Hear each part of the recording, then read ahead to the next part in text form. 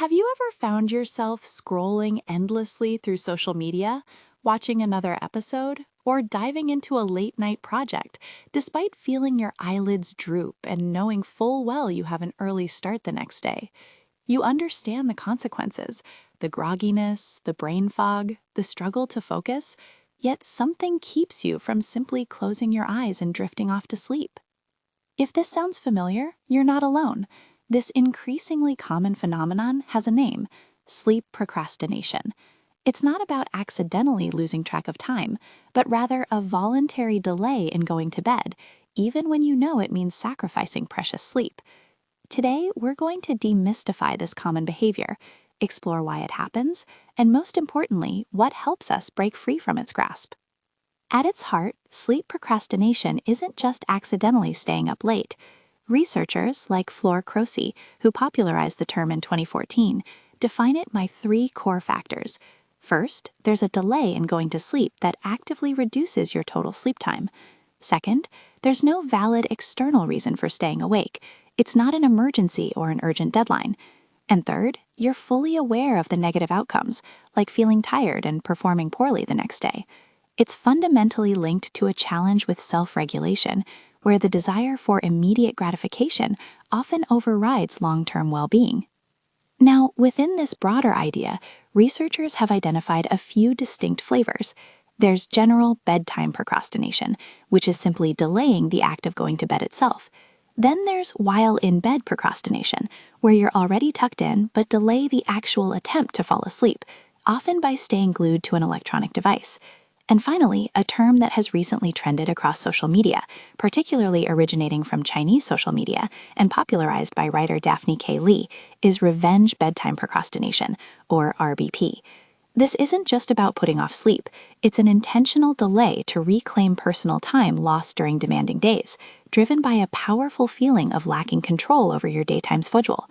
Think of it as a rebellion against an intensive work culture, like China's 996 system, where workdays stretch from 9 a.m. to 9 p.m. 6 days a week. For many, these late-night hours become the only time they truly feel free. So why do we knowingly sacrifice precious sleep for a few extra hours of wakefulness? The reasons are multi-layered, weaving together psychological, biological, and environmental threads. On the psychological front, the desire for autonomy and reclaiming control is a primary driver, especially for RBP. After a day filled with obligations and external demands, those late-night hours offer a precious, often solitary window of personal freedom.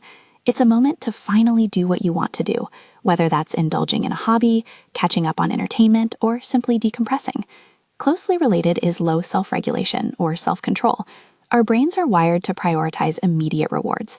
That hit of dopamine from scrolling through social media, finishing one more level of a game, or watching another episode feels good right now, easily overshadowing the distant benefit of a well-rested morning. Stress and overstimulation also play a significant role. If your day has been overwhelming, it can be incredibly difficult to simply switch off at night. We might delay sleep, consciously or unconsciously, seeking distraction or escape from the day's anxieties. For some, boredom can even contribute, leading to inattention and a drift into later hours. And if you tend to procrastinate in other areas of your life, there's a strong correlation that you might also struggle with sleep procrastination. Beyond our mind's workings, our biology plays a significant role. Our circadian rhythms, our body's internal clock, can be easily disrupted. Exposure to blue light from screens late in the evening can suppress melatonin, the hormone that tells our body it's time to wind down. Moreover, night owls, individuals with an evening chronotype who naturally feel more alert later in the day, often struggle more with early bedtimes. This can lead to a kind of social jet lag, where their natural sleep schedule clashes with societal expectations.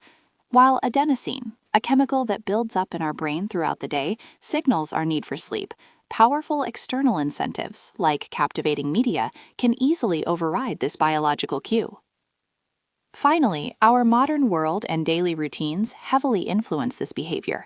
Problematic smartphone and electronic device use is arguably one of the biggest culprits, not just because of blue light, but due to the sheer power of distraction they offer.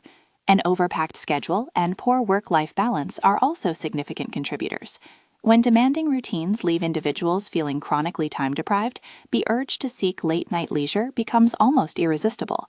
And quite simply, a lack of a consistent bedtime routine can contribute to inconsistency and delayed sleep, as our bodies and minds don't receive the consistent signals that it's time to prepare for rest. The short-term effects of sleep procrastination are often immediately noticeable. Poorer sleep quality, shorter sleep duration, and increased daytime fatigue become your unwelcome companions. You might find yourself thinking slower, struggling with attention, experiencing poor memory, and making less effective decisions. Emotion regulation can become a challenge, leading to increased stress, anxiety, and irritation. But the dangers don't stop there. Chronic sleep deprivation, a common outcome of sleep procrastination, has far-reaching implications for our long-term health. It significantly increases the risk of chronic diseases such as heart disease, diabetes, and obesity. Your immune system can weaken, leaving you more susceptible to illness.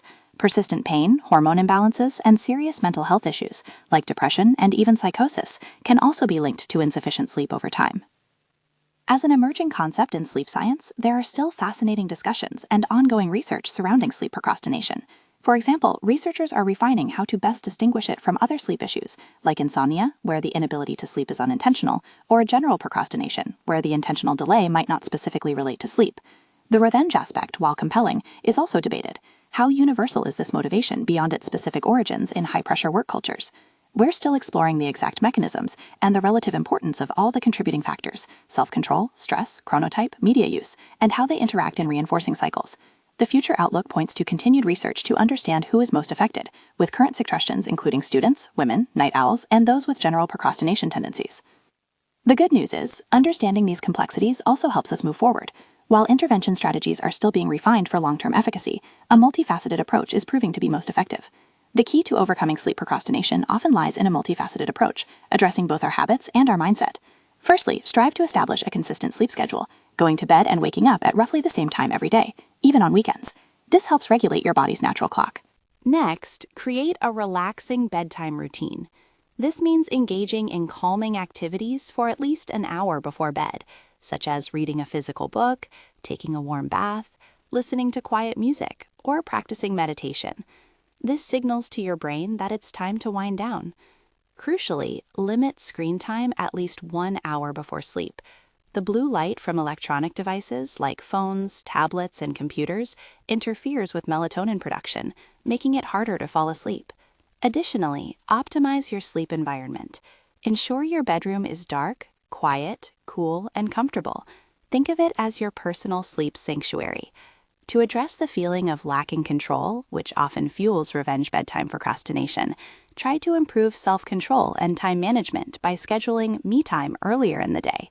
Dedicate a specific, intentional period for leisure or personal tasks, so you don't feel the need to reclaim it late at night. It's also wise to avoid stimulants like alcohol and caffeine, especially in the evening, as they can disrupt your natural sleep cycle.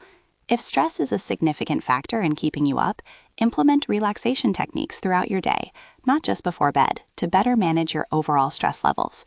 Finally, if you find yourself consistently struggling despite trying these strategies, don't hesitate to seek professional help. A sleep specialist or mental health professional can provide personalized guidance and address any underlying issues. Remember, small, consistent changes can lead to significant improvements. By understanding why we fall into this trap, and by taking intentional steps to prioritize our rest, we can reclaim our nights and in turn experience more vibrant, productive, and healthier days.